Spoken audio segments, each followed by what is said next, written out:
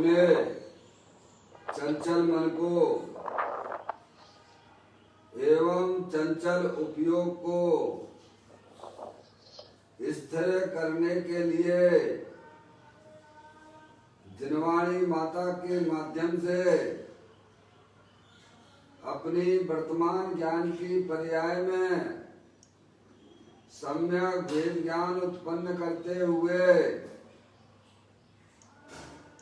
शरीर और शरीर से भिन्न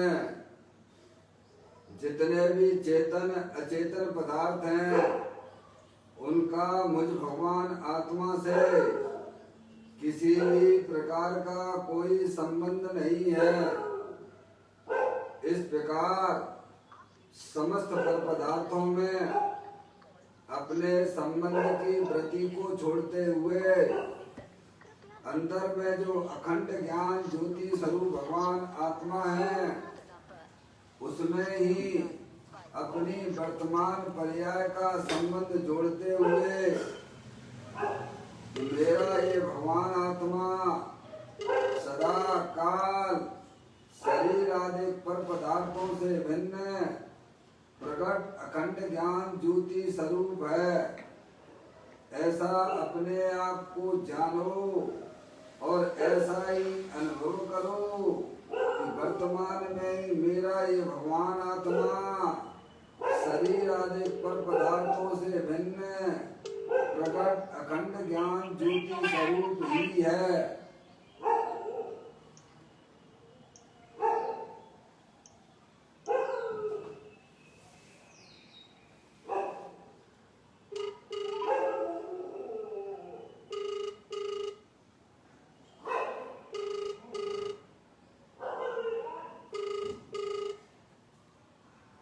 इसी प्रकार से संसार अवस्था में हाँ भाभी आत्मा इसी की में चालू रखो है ना पर्याय में जो विभिन्न प्रकार के पुण्य पाप के परिणाम होते हैं वे समस्त परिणाम पर के लक्ष्य से होने वाले भाव हैं। वे हमारी आत्मा का स्वभाव नहीं है। ऐसे समस्त रागादिक परिणामों में एकत्व बुद्धि, ममत्व बुद्धि, कर्तृत्व बुद्धि, भोक्तृत्व बुद्धि तथा उन रागादिक परिणामों की ज्ञाता बुद्धि को भी छोड़ते हुए अंदर में जो अखंड ज्ञान ज्योति स्वरूप भगवान आत्मा है जो कि तीनों काल पूर्ण वीतराग स्वरूप है, सुख शांति का भंडार है। ऐसे ज्ञायक प्रभु परमात्मा में शरीर रागादिक का लक्ष्य छोड़ के मैं तो तीनों काल पूर्ण ज्ञानानंद मूर्ति भगवान आत्मा हूँ। ऐसा अपने आप को जानो और ऐसा ही अनुभव करो कि मैं वर्तमान में ही शरीर रागादिक से भिन्न पूर्ण ज्ञानानंद मूर्ति भगवान आत्मा हूँ।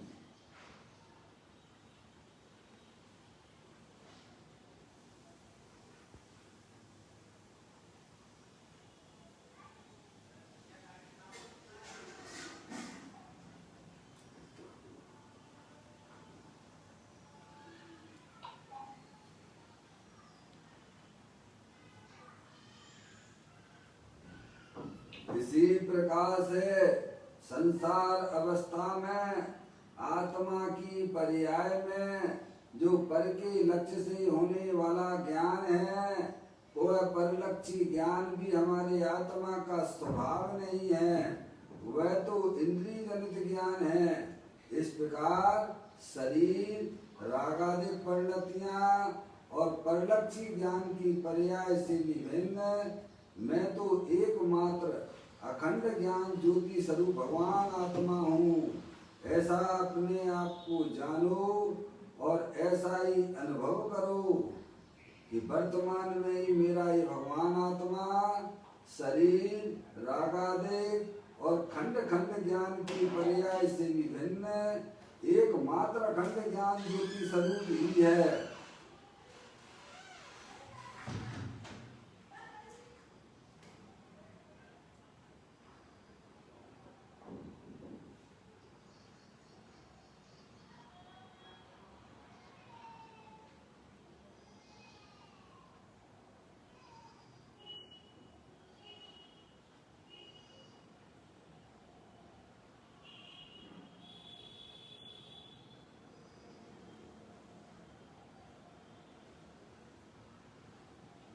भगवान आत्मा में शरीर आदि पर पदार्थों का प्रवेश नहीं होता है। मेरे भगवान आत्मा में रागादिक परिणतियों का भी प्रवेश नहीं होता है। मेरे भगवान आत्मा में परिलक्षित ज्ञान की पर्याय का भी प्रवेश नहीं होता है, क्योंकि मेरा ये भगवान आत्मा सदाकाल शुद्ध वीतराग विज्ञान घन स्वरूप है। ऐसा अपने आप को जानो और ऐसा ही अनुभव करो कि वर्तमान में मेरा ये भगवान आत्मा शरीर रागादिक परिणतियां और खंड खंड ज्ञान की पर्याय से विभिन्न एकमात्र अखंड ज्ञान ज्योति स्वरूप है।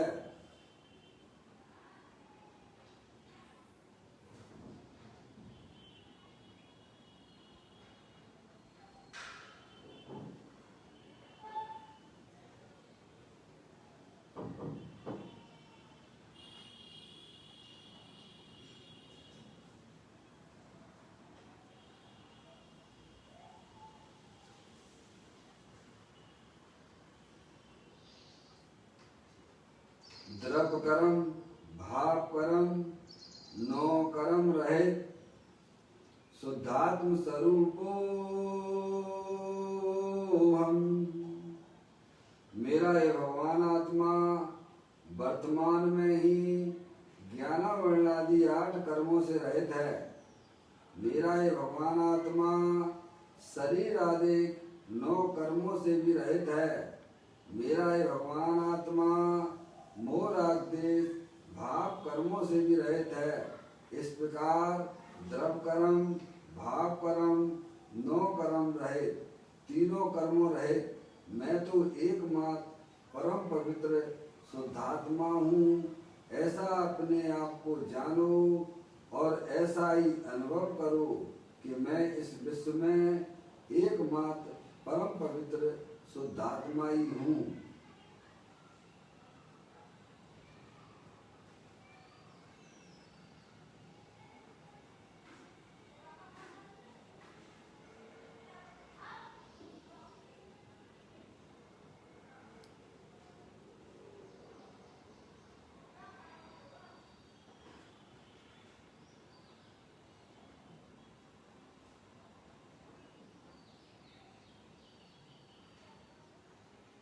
ओम नमः सिद्धेभ्यः। ओम नमः सिद्धेभ्यः। ओम नमः सिद्धेभ्यः। चिंतामणि सम स्वयं का चैतन्य तत्व महान है। निज का करूं मैं चिंतवन, निज का करूं श्रद्धानु में।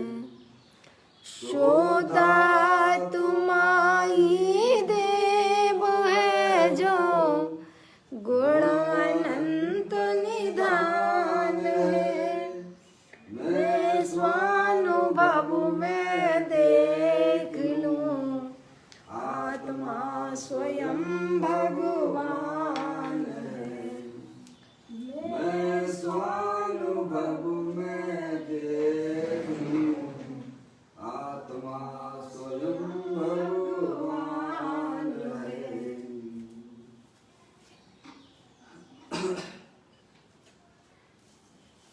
द्रव्य दृष्टि जिनेश्वर और पर्याय दृष्टि जिनेश्वर की चर्चा महान ग्रंथ के माध्यम से हम और आप यहाँ इसका स्वाध्याय कर रहे हैं। आज का बोल है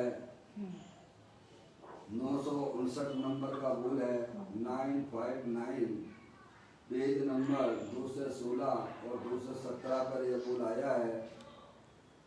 मैं यहाँ पढ़ना प्रारंभ करता हूँ। अहो राग की तो क्या बात, एक समय की पर्याय वह मूल वस्तु नहीं है।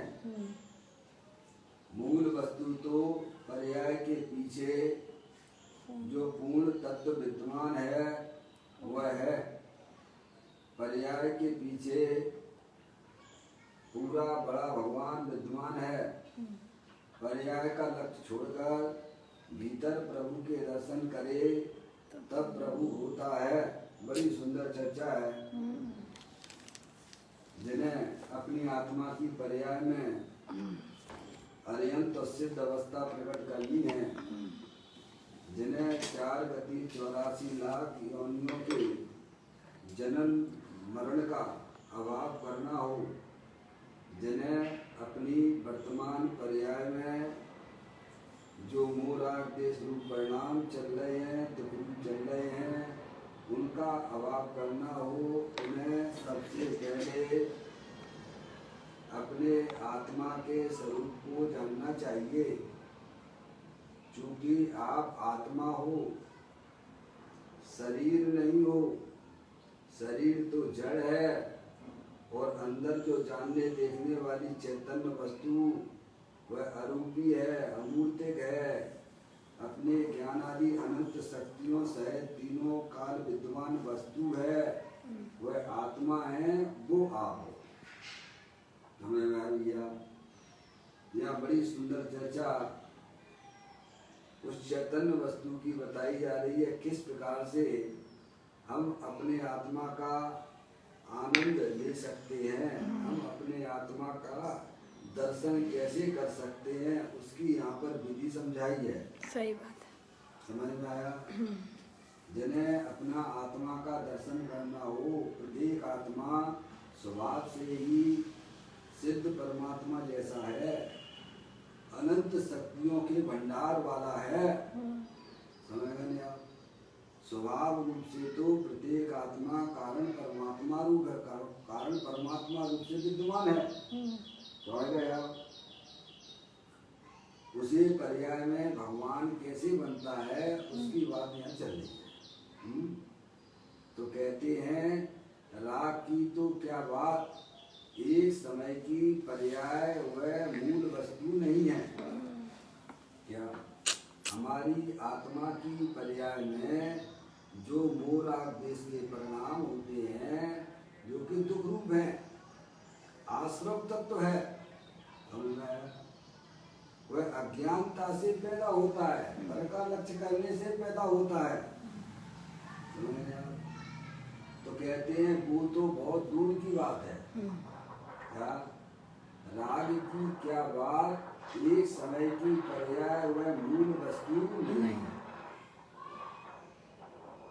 समझ में आ गई भाई?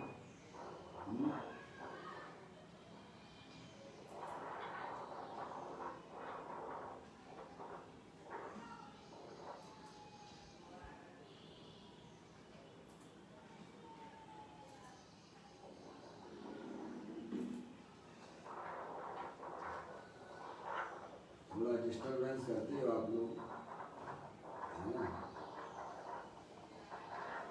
मोबाइल वालों की है।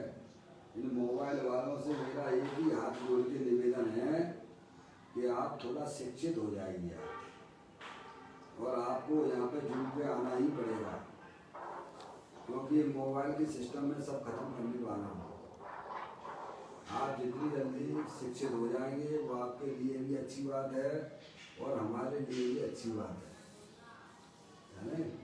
ज़्यादा समय नहीं, मैं कुछ दिन के बाद बंद कर दूँगा मोबाइल का कार्य। आपको बुरा लगता है तो मैं क्या करूँ, मैं तो अपने स्वाध्याय के लिए बैठता हूँ। ठीक है भैया, आपको सीखना पड़ेगा, कोई कठिन बात नहीं है। बड़ी सुंदर टेक्नोलॉजी अगर आपके सामने आई है तो उसे आपको अपने जीवन में अपनाना चाहिए। आप पाप में तो यूज करते ही हो, तो अपने आत्मा के लिए यूज करना सीखो ना भैया। बाकी तो आप बहुत चतुर बनते हो हर बात में। भैया देखिएगा क्या बात चल रही है यहाँ पर, बहुत सूक्ष्म बात है जो हमने कभी अनादिकाल से इन बातों को समझा नहीं। ऐसी बातें हैं, अगर ये आत्मा व्यवस्थित तरीके से अरिहंत भगवान के द्वारा जो बताया गया मार्ग है उसको अपने ज्ञान में अगर निर्णय कर ले तो भाई साहब इसके जन्म मरण का अभाव हो जाएगा और आत्मा में वर्तमान में ही उसको सिद्ध भगवान जैसा आनंद मिलने लगेगा। इतनी सुंदर बातें हमारे ग्रंथों के अंदर विद्यमान हैं। आपको वर्तमान टेक्नोलॉजी को अपनाना ही पड़ेगा। नहीं समझ में आ भैया? इसमें आपका कुछ भी नहीं जाता है। जूम पे आप आइए, आपको यहाँ से लिंक भेजी जाती है, आप केवल दबाइए। देखो हमारे बहुत से लोग हैं उनको नहीं आता, उनको बता दिया वो आ गए सब, लेकिन आप आलसी परमात्मा का उपयोग करते हो, बाद में फिर डिस्टर्ब होता है, आपको भी सुनाई अच्छा नहीं देता है। समझ आया भैया? बहुत सुंदर बातें बताते हैं कि अहो राग की तो क्या बात, एक समय की पर्याय वह मूल वस्तु नहीं है। समझ आप? राग यानी अपनी आत्मा में जो पर्याय में मोह राग द्वेष के परिणाम होते हैं, क्या वो आश्रव तत्व है। कौन सा 7 तत्वों में उसका नाम क्या है? आश्रव तत्व है। और वह आश्रव तत्व क्षण भंगुर तत्व है, कोई स्थायी वस्तु नहीं है। समझ गए आप? और ये शरीर क्या है? जड़ है। और अंदर जो चेतनेश्वर वस्तु है वह अविनाशी तत्व है। और इसके अलावा क्या है भाई साहब? हैं? इतनी बात इस जीव ने कभी अनंत काल निकल गया, कभी निर्णय नहीं किया है। और इस निर्णय नहीं करने का फल वर्तमान में दुख रूप परिणमन कर रहा है और अपने जन्म मरण भी करता रहेगा। और इन बातों का अगर ये निर्णय कर ले भाई साहब, तो इसकी आत्मा में होने वाले जो दुख रूप परिणतियां हैं वे विलय को प्राप्त हो जाती हैं। और उसे चेतन वस्तु उसे पर्याय में प्राप्त हो जाती है और आनंद आनंद हो जाता है। समझ में आ गया? आनंद स्वरूप तो चेतन वस्तु तीनों काल विद्यमान है ना, स्थायी वस्तु है ना। तो यहाँ पर ज्ञानी हमें यही समझाने का प्रयत्न कर रहे हैं कि राग की तो क्या बात है। समझ गए आप? अपनी आत्मा में जो पर के लक्ष्य से जो रागादिक परिणतियां होती हैं वह आत्मा में विकार रूप से होती हैं। उसको यहाँ पर आगम में राग कहा गया, आश्रम तत्व कहा है। तो कहते उसकी बात तो क्या करना। और थोड़ा सूक्ष्म बात करते हुए कहते हैं ज्ञानी, शरीर की बात भी क्या करना भाई साहब, दोनों भिन्न भिन्न वस्तुएं हैं। ज्ञानी कहते हैं कि उस राग की भी क्या बात करना, क्योंकि वह आत्मा की कोई चीज तो है नहीं है। आत्मा की चीज होती तो अर्यंत सिद्ध परमात्मा में भी होती ना भैया। सही बात है। अगर राग आत्मा की चीज होती तो वह अर्यंत सिद्ध परमात्मा में भी देखने को मिलती कि नहीं मिलती? मिलती। तो इसीलिए राग भी आत्मा की वस्तु नहीं है भैया। तो कहते हैं कि राग की तो क्या बात करना, एक समय की पर्याय वह मूल वस्तु नहीं है। एक समय की पर्याय यानी जो परिणमन वाला जो भाव है, द्रव और पर्याय, समझे? द्रव और पर्याय वस्तु एक है, उत्पाद व ध्रुव युक्तम सत। तो उसमें जो है परिणमन वाला जो एक हर समय परिणमन हो रहा है, क्या भाई साहब, चाहे वह परिणमन बेकारी हो, बेकार रूप से हो, चाहे वह परिणमन निर्मल रूप से हो, है वह भी वास्तव में आत्मा की मूल चीज नहीं है। सही। क्या भाई? वह भी आत्मा नहीं है, वह भी मूल वस्तु आत्मा नहीं है। क्योंकि परिणमन का तो हर समय नाश हो रहा है। बोलो हो रहा है कि नहीं हो रहा है? प्रति समय परिणमन के नाश होने से क्या आत्मा का नाश हो जाता है क्या? नहीं। सुबह से शाम तक आपकी आत्मा में जो भी रागादिक परिणतियां, दुख रूप परिणतियां हुई, वो कौन सी आपके साथ में रही? बोलो बताओ। कोई चीज भी नहीं रही। सुबह से अभी तक जो भी इच्छाएं आपके आत्मा में हुई, दुख रूपी परिणति हुई, वे तो भाई साहब सब समाप्त हो गई, क्योंकि उनकी मुद्दत ही मात्र एक समय की थी। समझ आए? लेकिन आप तो जानने देखने वाले पहले भी थे, अभी भी हो, समझ गए, और आगे भी रहने वाले हो। तो कहते हैं राग की तो क्या बात कहें, जो आत्मा की पर्याय में जो परिणमन हो रहा है वह भी क्षणिक है, वह भी वास्तव में उत्पाद व्यय वाला परिणमन, वह भी आत्मा की मूल वस्तु नहीं है। तो फिर आत्मा मूल वस्तु क्या है? तो कहते तीनों काल एक रूप रहने वाली चैतन्य वस्तु, सिद्ध की सामर्थ्य वाली, अनंत शक्तियों के भंडार वाली, जो निगूढ़ में सोई मुझ में, सोई मोक्ष मजाल, अंतर भेद कछु नाई है, भेद गिरई संसार। है देखो आचार्य भगवंत आपको कहाँ ले जाना चाहते हैं? जहां तुम तीनों काल रहते हो वहां ले जाना चाहते हैं। वे कहते हैं शरीर तो तुम्हारी चीज है ही नहीं है, लेकिन शरीर के लक्ष्य से जो आत्मा की पर्याय में जो रागादिक परिणति होती है वो भी तुम्हारी चीज नहीं है। जो उत्पन्न विध्वंसी जो हर समय परिणमन होता है वह भी आत्मा मूल वस्तु नहीं है। अगर उसे आत्मा माना जाएगा तो उसका तो हर समय नाश को प्राप्त हो रहा है, तो आत्मा के भी नाश का प्रसंग आ जाएगा। समझ गए आप? मूल वस्तु तीनों काल विद्यमान है, कारण परमात्मा रूप से विद्यमान है। समझ गए आप? स्थायी है, अकृत्रिम जिनविम है, दे देवर में विराजमान है। समझ गए आप? ये शरीर रागादिक और परिणमन सब कैसे हैं? सब क्षणभंगुर है, अस्थायी है।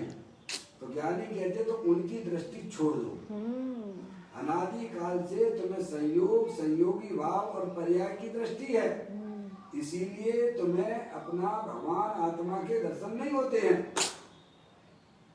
अगर तुम्हें अपने भगवान आत्मा के दर्शन करना हो तो शरीर रागादिक और एक समय की पर्याय जो कि उत्पन्न विध्वंसी है उसकी भी दृष्टि छोड़ दो।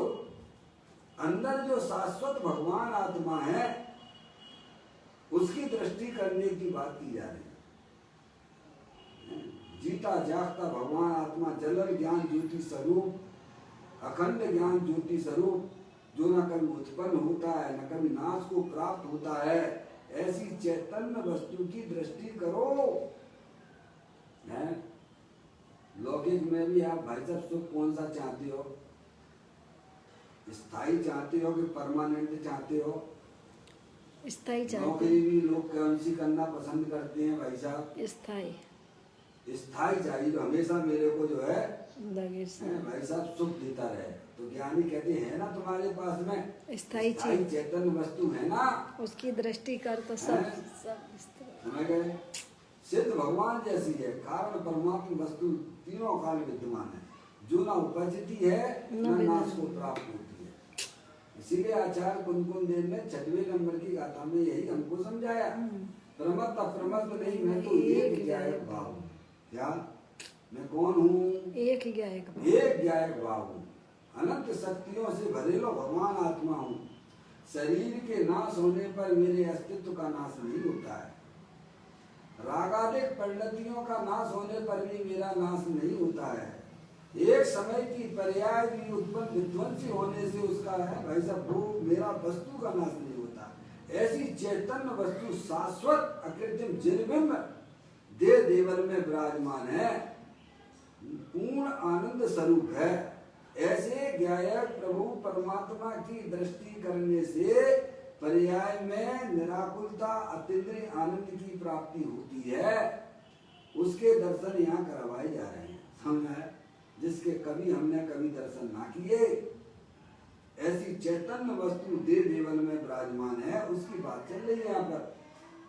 कहते हैं कि वह अपनी चैतन्य वस्तु है, वह राग की तो क्या बात करें, एक समय की पर्याय वह मूल वस्तु नहीं है। मूल वस्तु तो पर्याय के पीछे जो पूर्ण तत्व विद्यमान है वह है। सही। क्या है? पर्यायों के पार पर्यायों के पार देख ले आप आप स्वयं भगवान हैं। भाई साहब, आपका सेल्फी फोटो खींचने के लिए भगवान कह रहे हैं। क्या सेल्फी फोटो खींचा है कभी? शरीर के तो बहुत खींचे हैं आपने, समझ में आया? बच्चे होते हैं अपना सेल्फी फोटो खींचते हैं, सेल्फी फोटो खींचते हैं। किसका? शरीर का। वो सेल्फी फोटो आपका नहीं है, वो तो दूसरे का है। तुम तो चेतनेश्वर हो, जानने देखने वाले हो, अमूर्तिक होना, अनंत शक्तियों के भंडार वाले होना। उसका फोटो खींचने की बात कर रहे हैं। फोटो कौन खींचेगा? द्रव खींचेगा कि गुण खींचेगा कि पर्याय खींचेगी? पर्याय खींचती है। किसका खींचेगी? द्रव्य का। अपने त्रिकालिक ध्रुव भगवान आत्मा का फोटो खींचना आना चाहिए। बस इतनी सी कला है। क्या भाई साहब, इतना काम आपने कर लिया, समझ लो आपकी पर्याय में तो बल्ले बल्ले हो ही जाएगी। आपकी पर्याय में तो बल्ले बल्ले हो ही जाएगी, लेकिन अनंत काल के लिए जन्म मरण के सिलसिले से भी आप छूट जाओगे। बिल्कुल ऐसी भगवान ने आपको जो है वस्तु बताई है और विधि भी बता रहे हैं, निधि भी बताई है और उसकी प्राप्ति की विधि भी बता रहे हैं। कहते हैं कि पर्याय के पीछे पूरा बड़ा भगवान विद्यमान है। क्या भाई साहब? पहले कहा कि मूल वस्तु तो पर्याय के पीछे जो पूर्ण तत्व विद्यमान है वह है, जो न कभी उत्पन्न होता है और न कभी नाश को प्राप्त होता है। ऐसी चैतन्य वस्तु आप हो। समझ? ये शरीर, रागादेश और पर्याय सब क्षण मूल तत्व हैं। उस पर्याय के पीछे देखो, कहाँ देखने की बात कर रहे हैं? पर्याय के पीछे जो द्रव्य बैठा है उसकी बताइए आप। यानी पर्याय से भी दृष्टि हटाइए।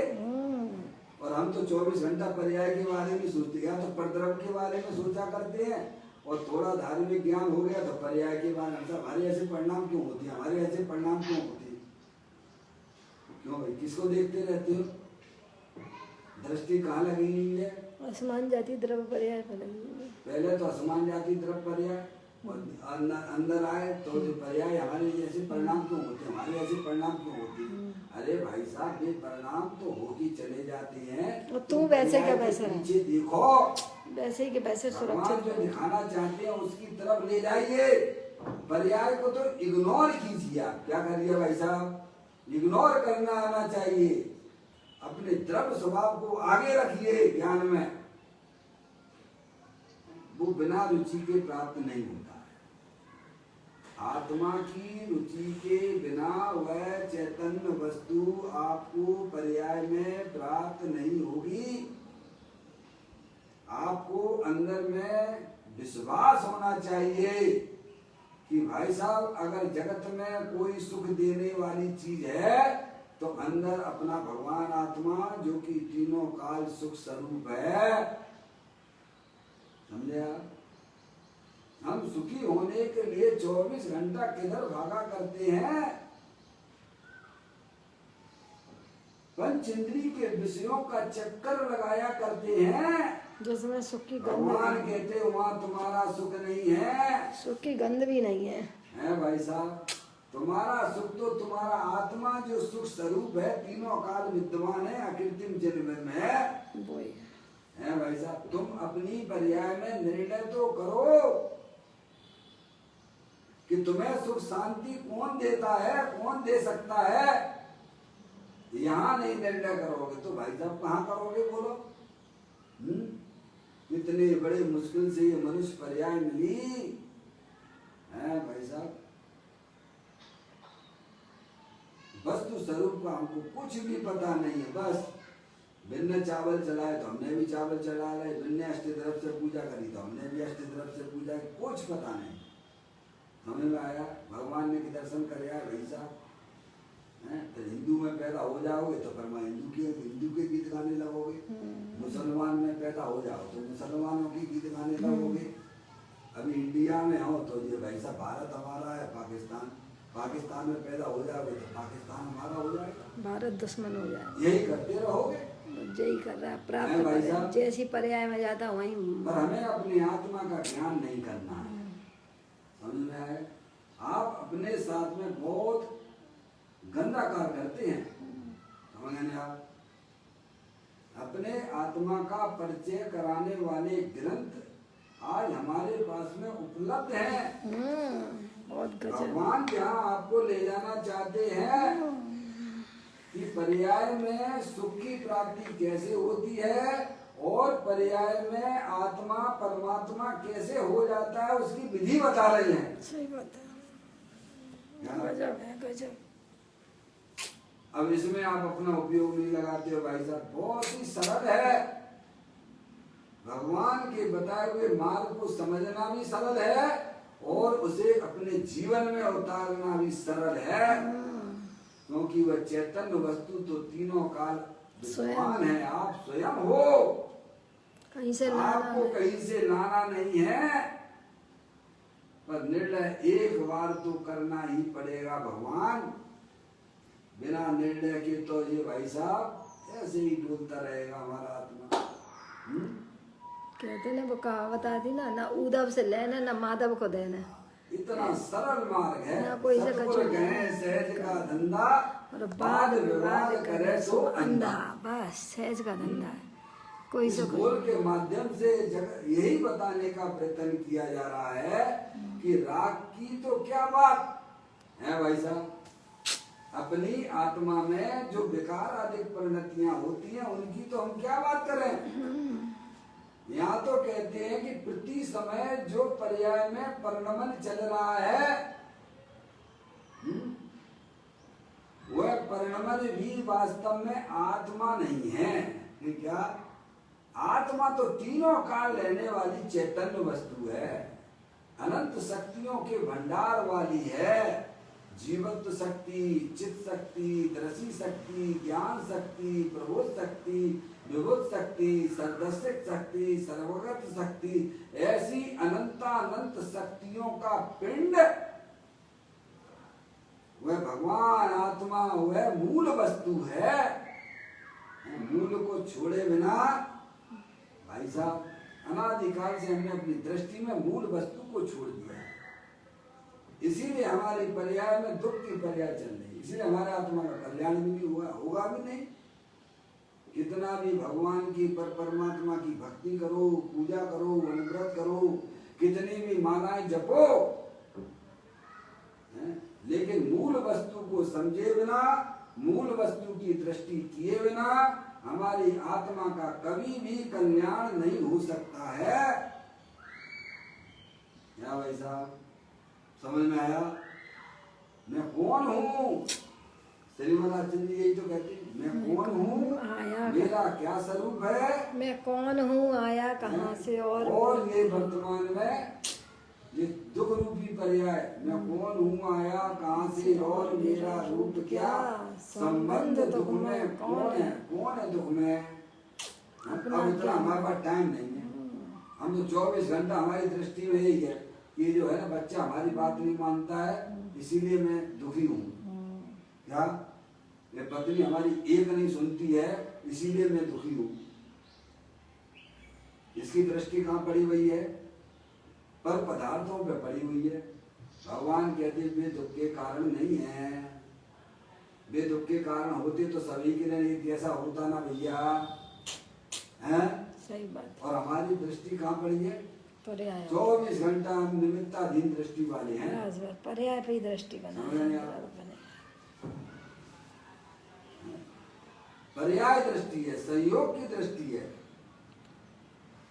भगवान कहते हैं कि आत्म जो वस्तु है वह परिणमन वाले कोण से हटकर परिणमन जिसका है उसके पीछे देखो। यहाँ देखो कहाँ देखने की बात कर रहे हैं? त्रिकाली भगवान जिसका परिणमन हो रहा है उस चैतन्य वस्तु वह मूल वस्तु है। कहते हैं एक समय की पर्याय वह मूल वस्तु नहीं है, मूल वस्तु तो पर्याय के पीछे जो पूर्ण तत्व विद्यमान है वह है। क्या कि कौन सा है? पूर्ण वितराग स्वरूप घट घट अंतर जिन से घट घट घट घट अंतर जैन मति मदरा के मति मदरा के पान से मत वाला समझे नहीं। प्रत्येक आत्मा जिन स्वरूप है, कारण परमात्मा रूप से विद्यमान है, न वह उत्पन्न होता है न कभी नाश को प्राप्त होता है। ऐसी जलर ज्ञान ज्योति अखंड ज्ञान ज्योति स्वरूप है। तो कहते पर्याय के पीछे जो पूर्ण तत्व विद्यमान है, विद्यमान यानी क्या, जो ना कभी उत्पन्न होता है और ना कभी नाश को प्राप्त होता है, ऐसी विद्वान वस्तु। फिर कहते हैं पर्याय के पीछे पूरा बड़ा भगवान विद्यमान है। क्या है? पर्याय के पीछे कैसा भगवान है? छोटा भगवान के बड़ा भगवान? क्या लिखा है भैया? बाबूलाल जी साहब,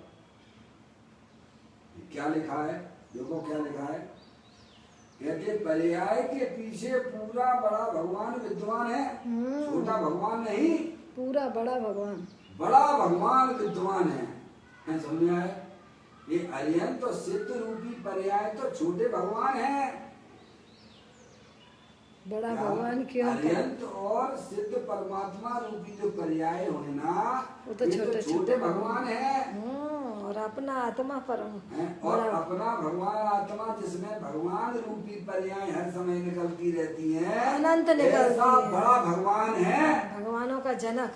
समझ में आया भैया? वहाँ जाते हो कुंडलपुर में, बड़े बाबा के दर्शन करे क्या बोलते हो? किसके? बड़े बाबा के दर्शन किए। यहाँ अध्यात्म में कहते बड़े भगवान की तुमने दर्शन करे क्या? हैं? अध्यात्म क्या कहता है कि तेरा भगवान आत्मा बड़ा भगवान है। बड़ा भगवान यानी जिसमें से अरिहंत सिद्ध भगवान जैसी पर्याय अनंत काल तक निकला करें तो भी उसका कुछ नहीं होता। ऐसा बड़ा भगवान दे देवर में विराजमान है। समझ लीजिए आप। दुनिया में सब जगह घूम के आ जाइए, लेकिन ऐसा भगवान तुम्हें दुनिया में मिलने वाला नहीं है, है?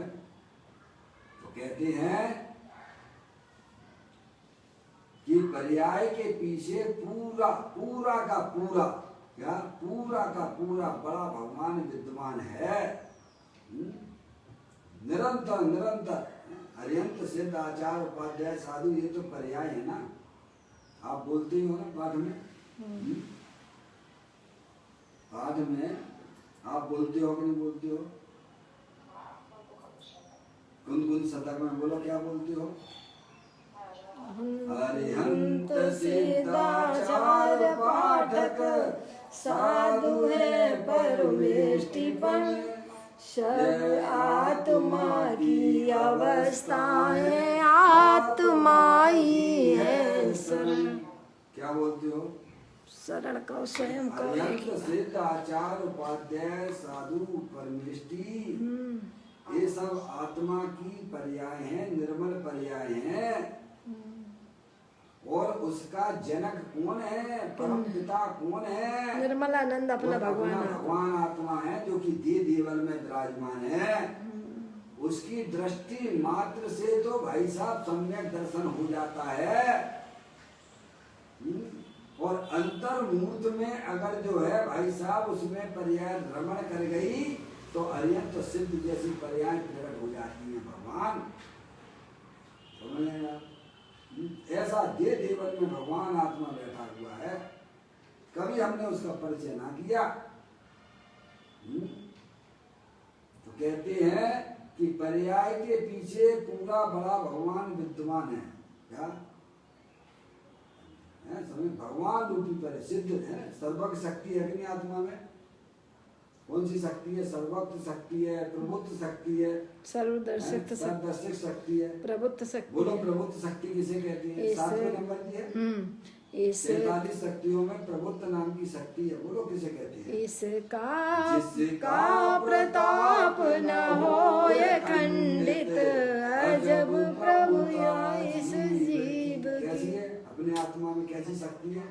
प्रबुद्ध शक्ति से संपन्न है, मंडित है, सुशोभित हो रहा है, जिसका प्रताप न होए खंडित। अजब प्रभुता इस जीव, अजब प्रभुता इस जीव की है। शरीर आदि कैसा भी शरीर हो तो भी उसकी प्रभुता कभी खंडित होती नहीं है।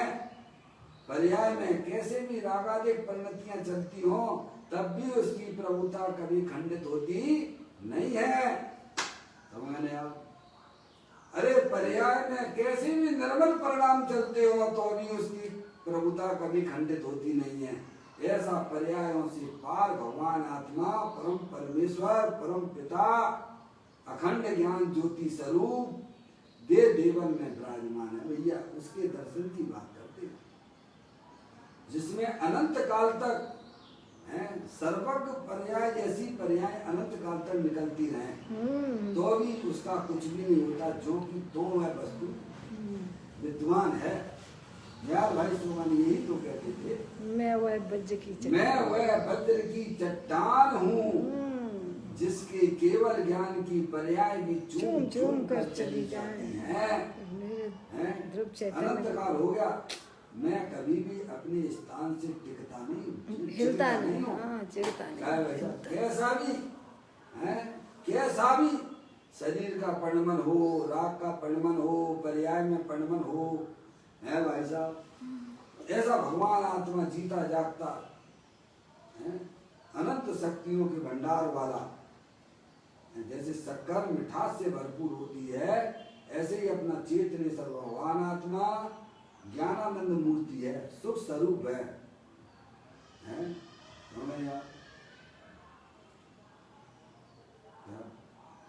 यदि आप उसमें बोलते, आचार्य अमृत चंद देव ने बोला ने, यदि कामना है मोक्ष की तो जीवन, यदि कामना है सिद्ध की ना चित को भरमाइए, यह ज्ञान का घन पिंड चिन्मय आत्मा अपनाइए।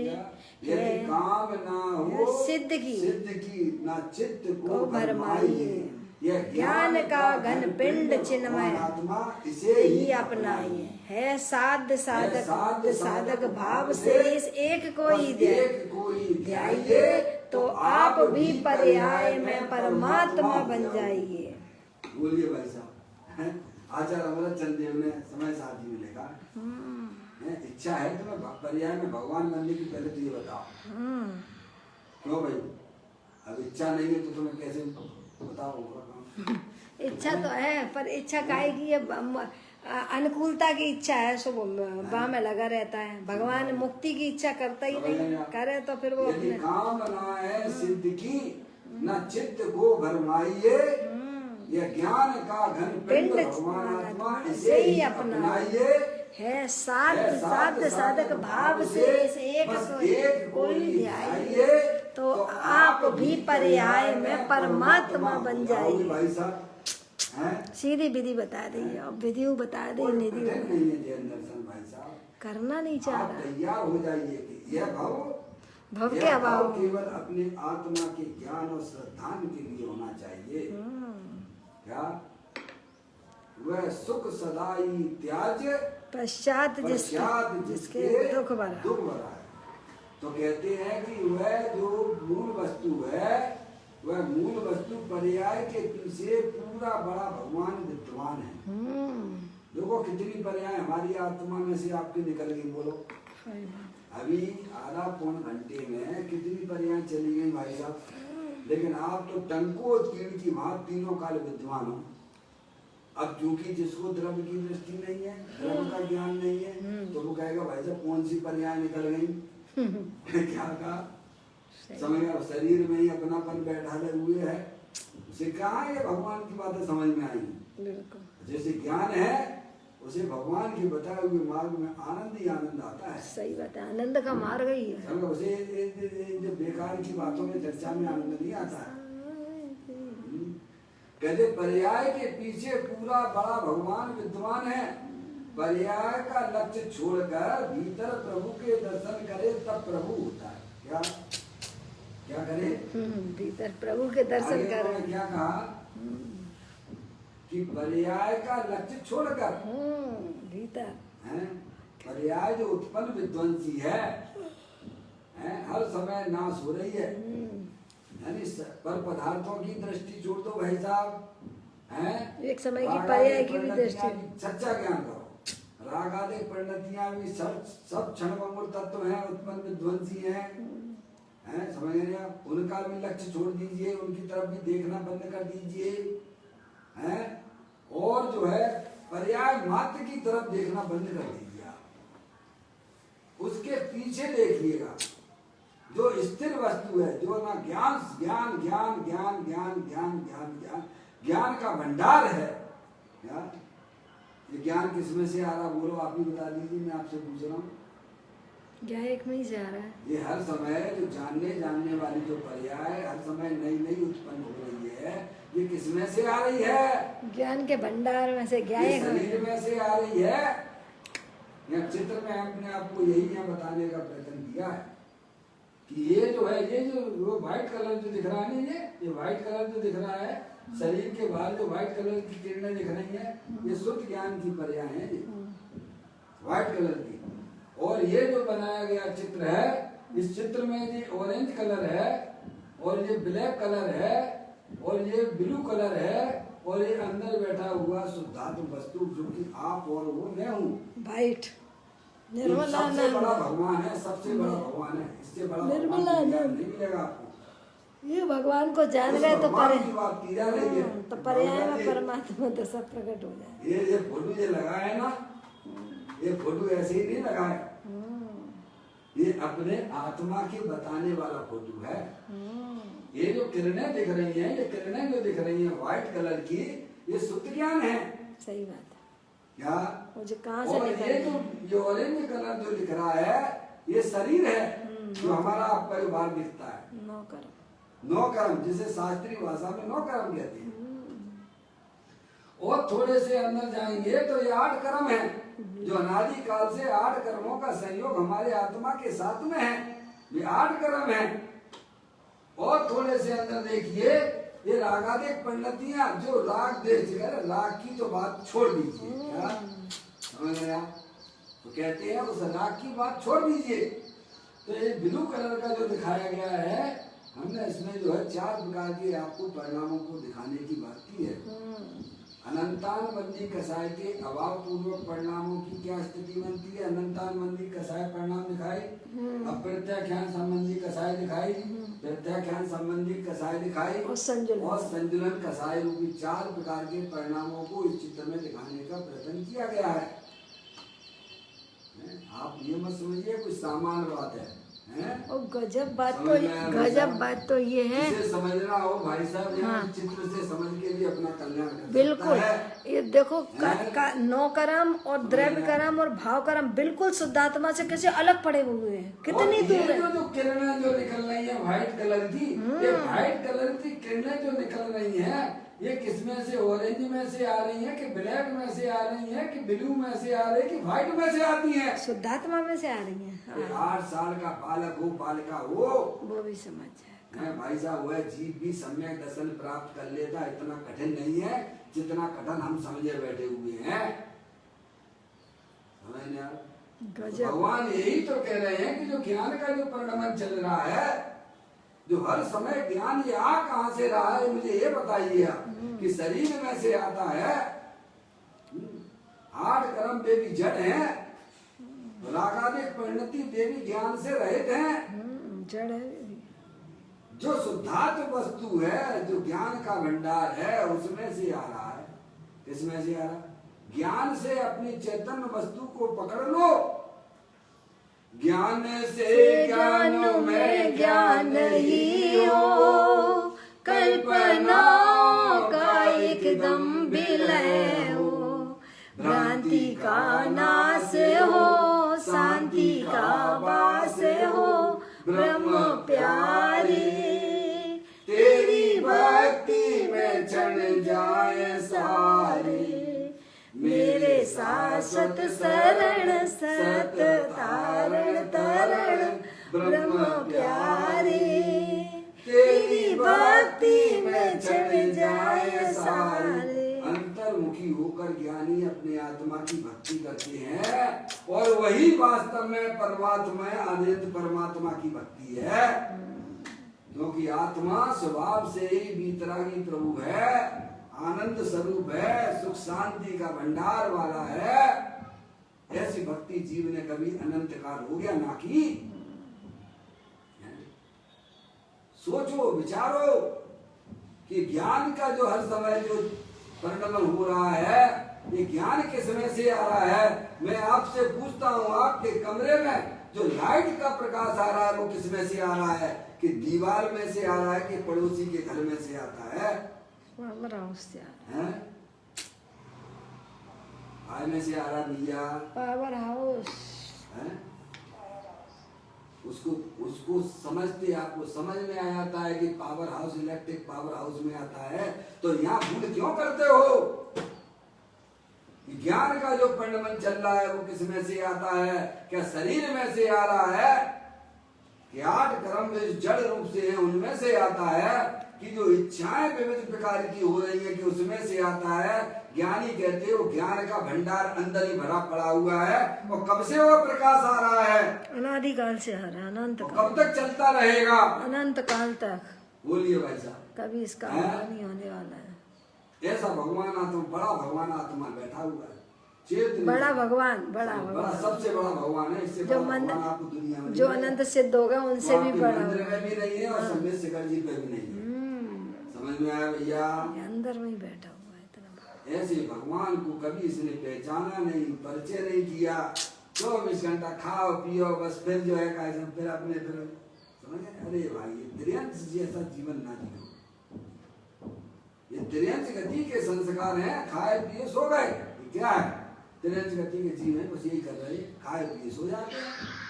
इतने अपने आत्मा से कोई लेना देना नहीं। हम भी मनुष्य पर्याय में है, बस ये आत्मा से कुछ लेना नहीं, खाओ पियो मौज करो। अरे भाई, तू आत्मा है, तू जानने देखने वाली पदार्थ है, वस्तु है, स्थिति की सामर्थ्य वाला है, आनंद स्वरूप है, अकृत्रिम निर्विम्ब है भाई साहब। मंदिर में तो कृत्रिम भगवान मिलेंगे, वे भी जड़ चेतन नहीं मिलने वाले। समझेगा? समूह शरण में भी जाओगे तो भी तुम्हें पूरा अरिहंत भगवान के दर्शन तो होंगे ही नहीं। क्या वहाँ भी शरीर के करोगे, परम औदारिक शरीर के करोगे, आत्मा दिखाई नहीं दे रही। अरिहंत परमात्मा के समूह शरण में भी दर्शन करना है तो सबसे पहले अपने आत्मा के दर्शन करो, तो होते हैं उनके दर्शन वहां जाके। समझेगा? तो कहते हैं पर्याय के पीछे पूरा बड़ा भगवान विद्यमान है। अब कहते पर्याय का लक्ष्य छोड़कर, क्या कहा? पर्यायों से परिणमन वाले पोर्शन को बिल्कुल इग्नोर कर दीजिए। परिणमन तो रहेगा, होगा, क्योंकि यह वस्तु का ही एक प्रकार का अंश है, धर्म है, वो थोड़ा कहीं चला जाएगा। उसका लक्ष्य ना और करके उस द्रव्य स्वभाव को लक्ष्य करने वाली पर्यायी है। कौन है? पर्याय में तो होगी उसकी द्रव्य। किसमें होगी? अपने भगवान आत्मा के दर्शन काल में होंगे भाई साहब, पर्याय में ही होंगे। दर्शन करने वाली पर्याय है। किसका दर्शन करेगी? अपने भगवान आत्मा का करेगी। तो क्या हो जाएगा?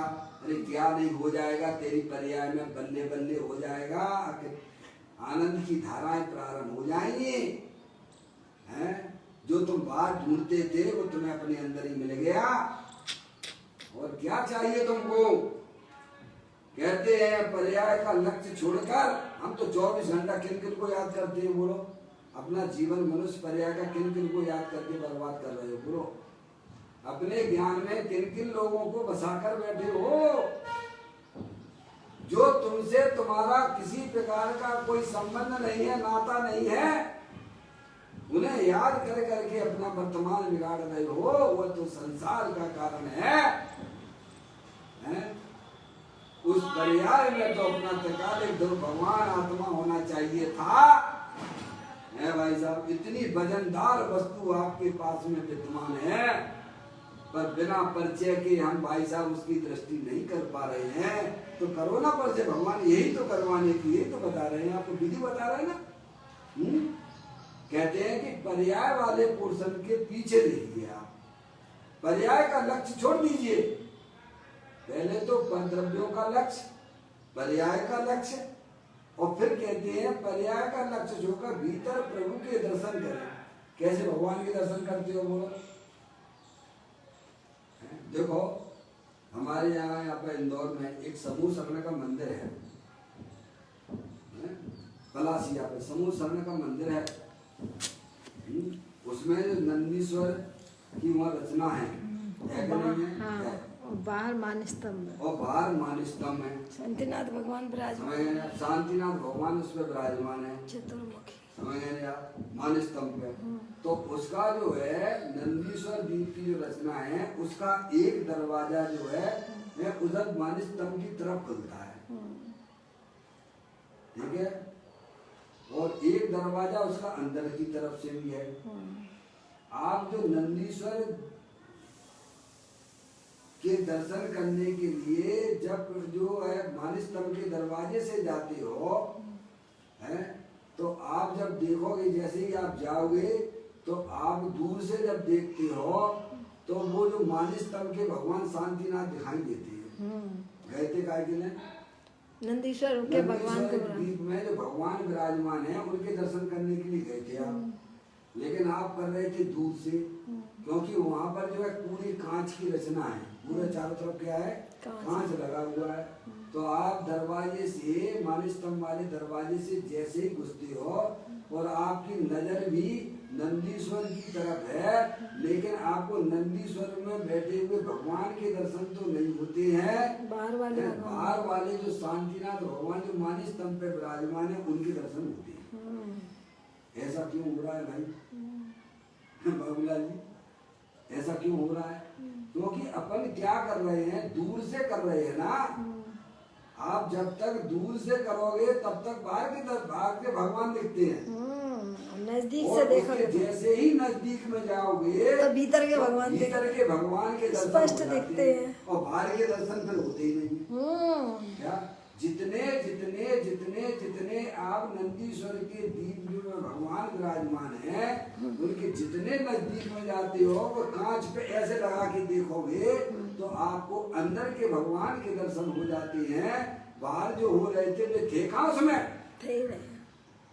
क्या वे तो दूर से दिखाई दे रहे थे। ऐसे ही अरिहंत परमात्मा हमें यही समझाने का प्रयत्न कर रहे हैं, तुम अपने भगवान आत्मा की दर्शन करना है तो परद्रव्य का लक्ष्य छोड़ दो, पर्याय का भी लक्ष्य छोड़ दो, अंदर देखिएगा स्थायी चैतन्य वस्तु है। क्या द्रव और पर्याय का फासला भी दूर कर दीजिएगा। क्या देखने वाली पर्याय है, किसको देखती है?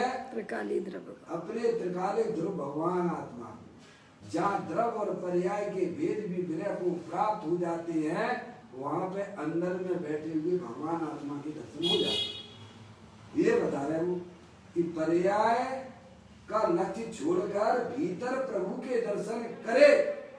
करे का मतलब है पुरुषार्थ प्रधान है। क्या है? अपने आत्मा का दर्शन करना पुरुषार्थ प्रधान है। कोई लाठियां नहीं खुलेंगी भाई साहब, भरोसे बैठे हो, भगवान भरोसे बैठे हो कि भाई साहब हम भगवान की रोज पूजा करते हैं, भक्ति करते हैं, इतने अनुव्रत हैं, महाव्रत हैं, कहे नहीं। सच्चा वेद ज्ञान करके जब वह पर्याय अंतर्मुख होकर देखती है तब उसे पर्याय में अपने भगवान के दर्शन होते हैं। इसे ही पुरुषार्थ कहा गया है। क्या पुरुषार्थ किसे कहना? अंदर में बैठे हुए भगवान को निहारना, उसका अविलंबन लेना, उसका आश्रय लेना, इसी का नाम पुरुषार्थ है। बारंबार उसी का आश्रय। अब जी अभ्यास अब कब करोगे बताओ? और मनुष्य बहुत पर्याय के समय तो हर समय भाई साहब जा ही रहे हैं। बोलो जितने समय निकल गए हमारे आपके, क्या वो वापस आने वाले हैं मनुष्य पर्याय के? कार्य चालू ही नहीं किया देखने का। जाना तो पड़ेगा, इस शरीर को छोड़ के सबको जाना पड़ेगा है। अब जितने बचे हैं इतने सच्चे ज्ञान में लगा लीजिए, आप समझ लीजिए वस्तु स्वरूप को। क्या समझे आप? तो भगवान अपन को यही समझाने का प्रयत्न कर रहे हैं कि अपनी चैतन्य वस्तु की अगर आपको दर्शन करना है तो अपने आत्म वस्तु को पहचानिए। ये शरीर जो है जड़ है, अनंत पुद्गल परमाणुओं का पिंड है, क्षणभंगुर तत्व है। अंदर जो चैतन्य वस्तु है, जो न कभी उपत्ति है न कभी नाश को प्राप्त होती है, अनंत शक्तियों के भंडार वाली है। जितनी शक्तियां सिद्ध प्रभु के पास में है, उतनी की उतनी शक्तियां वर्तमान में आपकी आत्मा में भी विद्यमान है। और पर्याय में जो विकार रूप परिणति होती है, वह परद्रव को अपना जानने से, परद्रव को अपना मानने से, पर्याय की तरफ लक्ष्य करने से पर्याय में रागादिक परिणति होती है। वह आत्मा की पर्याय नहीं है, वह तो जो है वो आत्मा से भिन्न है। कैसी है? ऐसा सच्चा ज्ञान करके शरीर रागादिक और पर्याय का लक्ष्य छोड़ के अंदर में जो अखंड ज्ञान ज्योति स्वरूप भगवान आत्मा हूँ, ऐसा अपने आप को स्वीकार करना, वही वास्तव में अपनी आत्मा का दर्शन है। और वही वास्तव में निर्बल पर्यायों की उत्पत्ति का कारण है।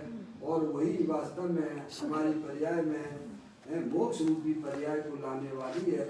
इस प्रकार की सुंदर चर्चा इस बोल के माध्यम से यहाँ पर ज्ञानियों ने यहाँ पर इसको समझाया है, बताया है। इस प्रकार ये चर्चा को हम पूरी करते हैं। कल फिर एक नए बोल के साथ में चैतन्य काई सुमरण प्रति क्षण करो रे, भव